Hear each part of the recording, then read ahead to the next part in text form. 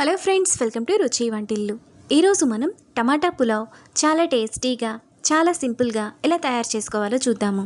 ఈ పులావ్లోకి మనం కర్రీ చేసుకోవాల్సిన అవసరం ఉండదు. ప్లెయిన్గా తిన్నా బాగుంటుంది, ఇంకా పెరుగు చట్నీతో సర్వ్ చేసుకున్నా చాలా బాగుంటుంది. చాలా ఈజీగా ప్రిపేర్ చేసుకోవచ్చు. సో లేట్ చేయకుండా వీడియోలోకి వెళ్ళిపోదాం.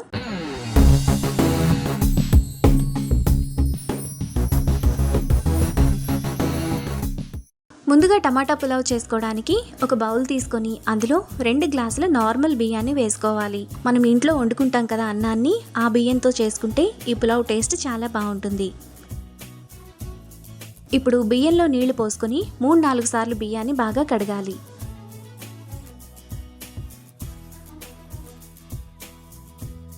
బియ్యాన్ని ఇలా కడిగిన తర్వాత బియ్యం మునిగేంత వరకు నీళ్లు పోసుకొని పక్కన పెట్టుకోవాలి. ఇప్పుడు స్టవ్ మీద ప్యాన్ పెట్టుకొని అందులో 2 టేబుల్ స్పూన్ల ఆయిల్, 1 టీ స్పూన్ నెయ్యి వేసుకోవాలి.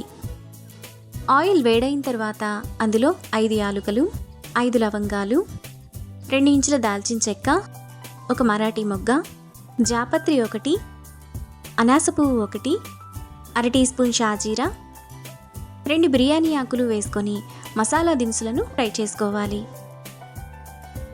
మసాలా దినుసులు కొద్దిగా వేగిన తర్వాత అందులో సన్నగా తరిగిన ఒక పెద్ద ఉల్లిపాయ, 2 పచ్చిమిరపకాయలు, 1 రెమ్మ కరివేపాకు వేసుకొని ఫ్రై చేసుకోవాలి. ఉల్లిపాయలను మీడియం ఫ్లేమ్లో బాగా ఫ్రై చేసుకోవాలి.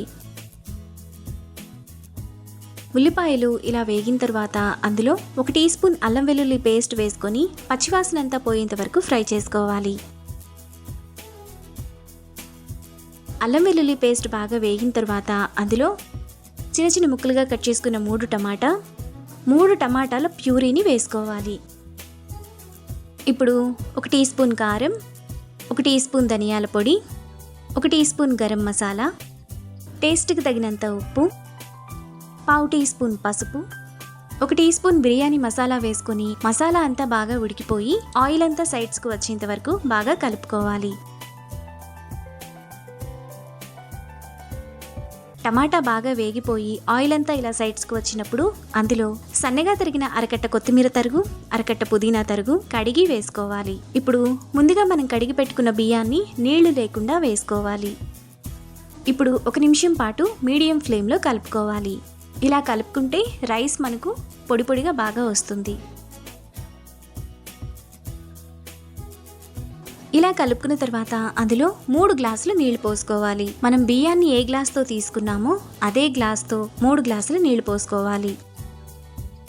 1 గ్లాసు బియ్యానికి 1.5 గ్లాసు నీళ్లు పోసుకోవాలి. నీళ్లు పోసుకున్న తర్వాత ఒకసారి కలుపుకోవాలి. ఇలా కలుపుకున్న తర్వాత రైస్ను మీడియం ఫ్లేమ్లో ఉడకనివ్వాలి. రైస్లోని నీరంతా ఇలా ఎగురుతున్నప్పుడు అడుగు నుంచి ఒకసారి కలుపుకోవాలి.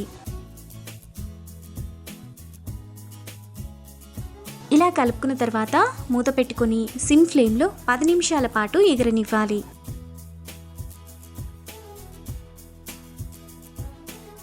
10 నిమిషాల తర్వాత టమాటా రైస్ మనకు ఈ విధంగా చాలా టేస్టీగా పొడి పొడిగా రెడీ అయిపోతుంది. ఇప్పుడు ఈ రైస్ను వెంటనే సర్వ్ చేసుకోకుండా 1 టీ స్పూన్ నెయ్యి వేసుకొని మూత పెట్టుకొని ఒక 5 నిమిషాలు ఆగిన తర్వాత సర్వ్ చేసుకుంటే చాలా బాగుంటుంది. 5 నిమిషాల తర్వాత టమాటా రైస్ మనకు ఈ విధంగా పొడి పొడిగా చాలా టేస్టీగా రెడీ అయిపోతుంది. ఇప్పుడు ఈ పులావ్లోకి పెరుగు చట్నీతో సర్వ్ చేసుకుంటే ఎంతో టేస్టీగా సింపుల్గా చేసుకునే టమాటా పులావ్ రెడీ. ఈ రెసిపీని మీరు కూడా ట్రై చేసి మీకు టేస్ట్ ఎలా కుదిరిందో నాకు కామెంట్స్లో షేర్ చేయండి.